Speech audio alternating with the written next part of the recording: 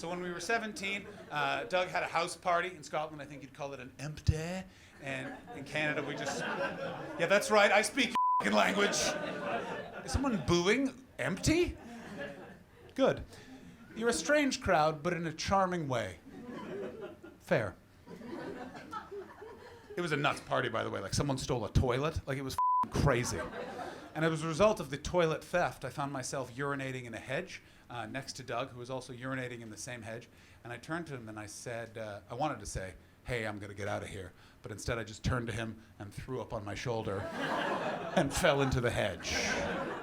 I then blacked out completely, and I came to in Doug's car. I was in the passenger seat. Doug was in the driver's seat. He was drinking a beer. There was a police officer outside of the window tapping on the driver's side window, and I realized, oh, we're in a drunk driving checkpoint, and I think we've been identified.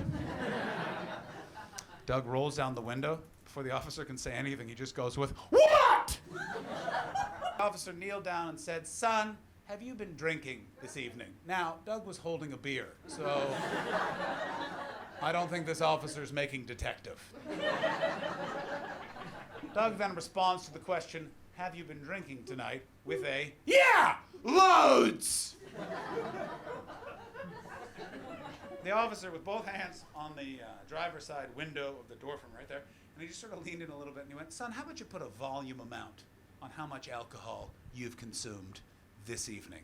And then Doug said, "I don't know, officer. I've been drinking whiskey out of your daughter's pussy all night."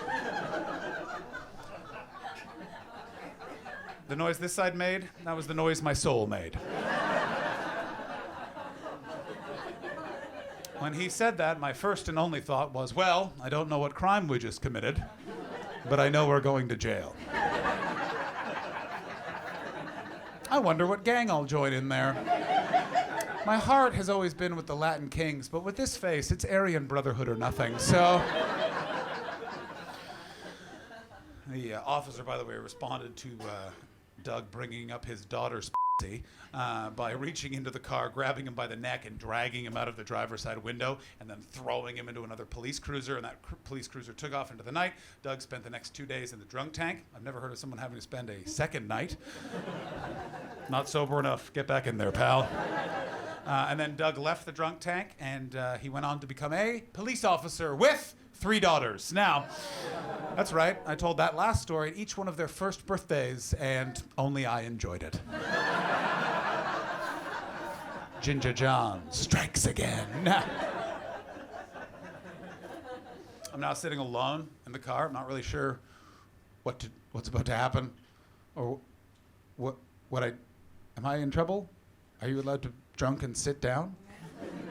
Different officer comes, he opens the door, and he looks at me and he goes, "Do you want us to take you to jail, or do you want us to call your mom?" Now, my mom raised me by herself while earning a PhD and working her way through the corporate ranks of the Canadian Post Office. So when that officer said to me, "Would you like to go to jail, or would you like us to call your mom?" I said, "Jail, please." Mom didn't raise a f***ing idiot. There's rules in jail. There's no rules once I get home. I got news for you right now. And guess what the f***ing cops did? They tricked me and called my mom anyway. Yes, that is the other noise my soul made. Well done. Because she showed up 13 minutes later with a look on her face best described as she now believes in abortion at 833 weeks.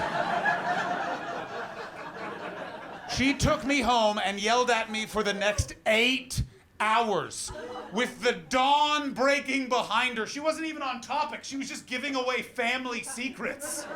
"I didn't realize I raised any irresponsible boy like your Uncle Glenn with that secret family and cocaine problem and all those embezzlement charges your grandfather had to take care of in Manitoba."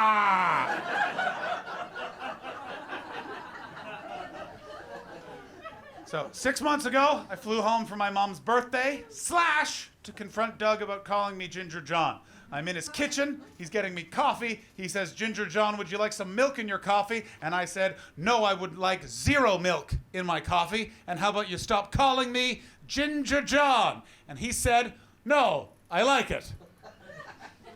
Luckily, the moment had been prepared for. So I said, it makes no sense to call me Ginger John. You think it's a racial slur for Irish people. I have no Irish genetic heritage. I just have red hair.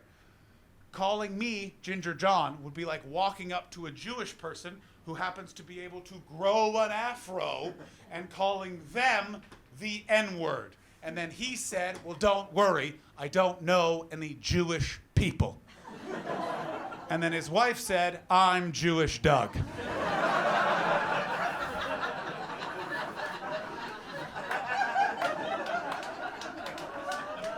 Do you know how loud your soul sings? Watching a wife lead husband into the hallway where a photo from their wedding doth hang, only for her to point at and go, that's a synagogue, you prick.